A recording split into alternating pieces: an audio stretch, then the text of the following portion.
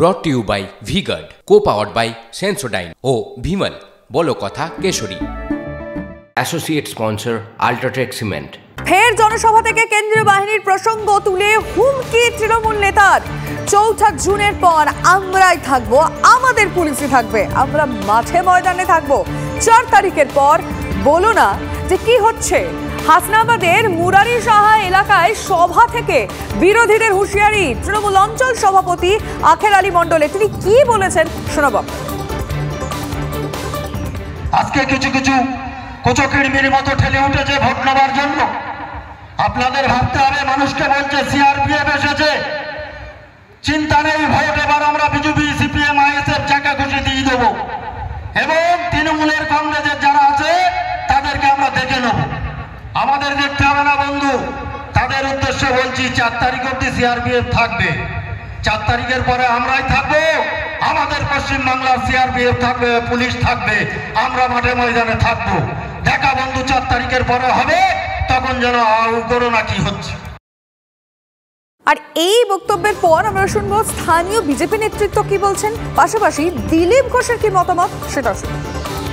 মঞ্চ থেকে এই যে কথা বলেছে, এটা হচ্ছে ও আখের আলী যে দলে আছে সেই দলের সংস্কৃতি এটাই, এটা করবে এবং বলবে। এই যে এটা হুমকিমূলক কথাবার্তা, এটা ওদের সংস্কৃতি। আর ওদের নেত্রী, পশ্চিমবাংলার যিনি নেত্রী, তিনিও এই ধরনের হুমকি আগে দিয়েছেন, তার ফল পশ্চিমবঙ্গের জনগণ দেখেছে। আমরাও এই যে বলছে, নিশ্চয়ই ভেতর থেকে ওদের ইনস্ট্রাকশন ওদের নেত্রী দিয়ে দিয়েছে, সেই অনুযায়ী এই কথা বলছে। আমরাও এটা যেখানে জানানোর সেখানে জানাবো। ওনারা কোথায় থাকবেন ৪ তারিখের পর ওটা ঠিক করুন। পশ্চিমবাংলায় নিজের গ্রামে থাকবেন নাকি অন্য কোথাও থাকবেন। মালদা থেকে আরম্ভ করে বহু জায়গায় ওদের নেতারা ডায়লগ দিয়েছিলেন, মানুষ মুখে ঝামা ঘষে দিয়েছে ভোট দিয়ে, আর কোনো আওয়াজ নেই। এই আছে দক্ষিণবাংলার কিছু জায়গা যারা মারপিট করে ভোট করে, ওইটা যেন ভুলে যায়। বসিরহাটের মহিলারা যে আওয়াজ দিয়েছেন আর যে প্রতিরোধ করছেন, দেখা দেখি পুরো দক্ষিণবাংলা জুড়ে যেটা প্রতিরোধ হচ্ছে, মানুষ বুঝিয়ে দিচ্ছে টিএমসির দিন শেষ। ধরা যাক আপনি কনফিডেন্স নিয়ে বুথে গেলেন, কাকে ভোট দেবেন মনে মনে সেটা আপনি ঠিক করে ইভিএম এর সামনে গিয়ে দাঁড়ালেন, কিন্তু দেখলেন আপনার পছন্দের প্রার্থীর নাম 2 জায়গায় রয়েছে। ব্যাস, কনফিডেন্স একেবারে ফুল কনফিউশনে পরিণত হয়ে গেল।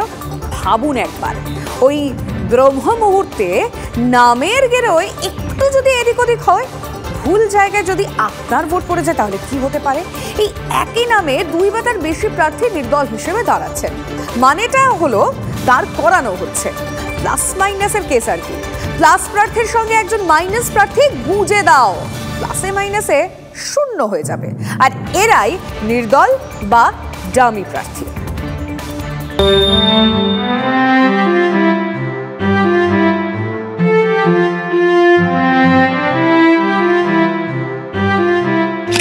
রোমিও অ্যান্ড জুলিয়েট নাটকে শেক্সপিয়ার লিখেছিলেন, হোয়াটস ইন এ নেম, বাংলা করলে দাঁড়ায় নামে কি আসে যায়। ভোটবঙ্গের রঙ্গচিত্রে নাম যে কতটা দামি তা হারে হারে টের পাচ্ছেন অনেক ভোটারই। সৌজন্যে ডামি প্রার্থী। বরানগর উপনির্বাচনে তৃণমূলের সায়ন্তিকা বন্দ্যোপাধ্যায়ের বিরুদ্ধে প্রার্থী হয়েছেন বিজেপির সজল ঘোষ। এই সজল ঘোষের নামেই আরেক ডামি প্রার্থী নাকি দাঁড়িয়েছেন এবার। প্রত্যেক দলই দামি রাখে, কিন্তু এগুলো না ছেলে মানুষের মতন।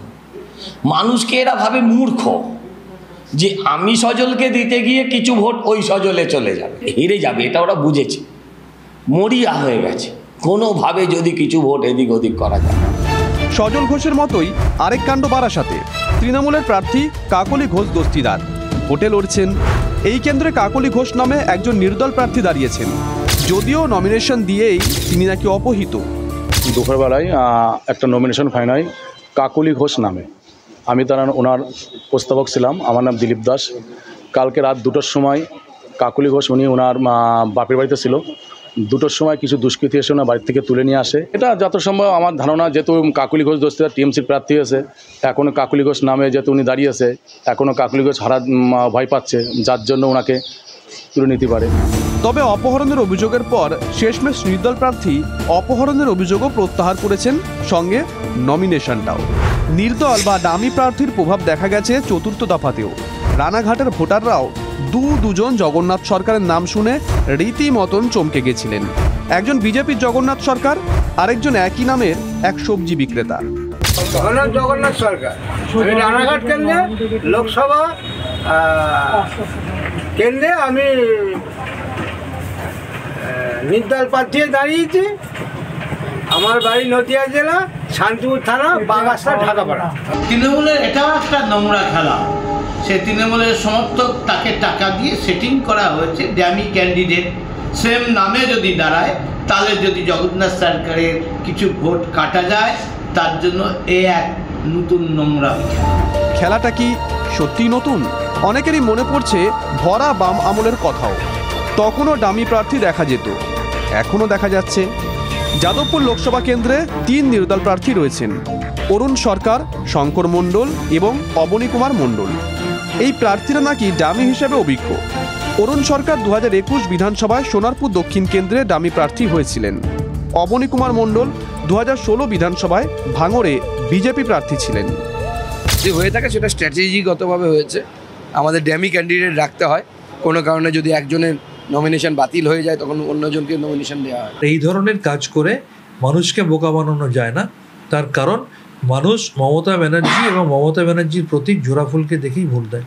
আমি হঠাৎ করে ইচ্ছে হলো যে দেখি লোকসভাটা তো আমার এখনো পর্যন্ত দাঁড়ানো হয়নি, সেই হিসেবে দাঁড়িয়ে পড়লাম আর কি, কিন্তু আমি বিজেপিতেই আছি। Brought to you by V-Guard, co-powered by Sensodyne ও ভিমল, বলো কথা কেশরী। Associate sponsor UltraTech cement.